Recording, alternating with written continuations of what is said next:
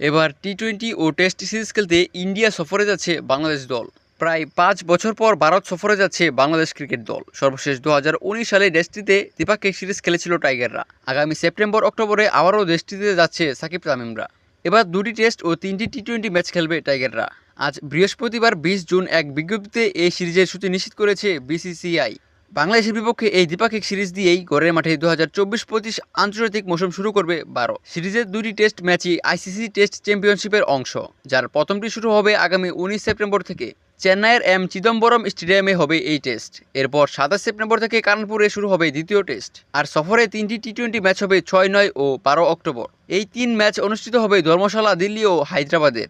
উল্লেখ্য, ২০০০ সালে বাংলাদেশের টেস্ট ডেবু হয় ভারতের বিপক্ষে ম্যাচ দিয়ে। টেস্ট অভিযানের ২ যুগ পেরোলেও দীর্ঘ এই সময়ে কেবল ৩টি টেস্ট তাদের মাটিতে খেলতে পেরেছে টাইগাররা, যার শেষটি ছিল ২০১৯ সালে। তবে ৩ টেস্টে সবগুলোতেই হেরেছে টাইগাররা।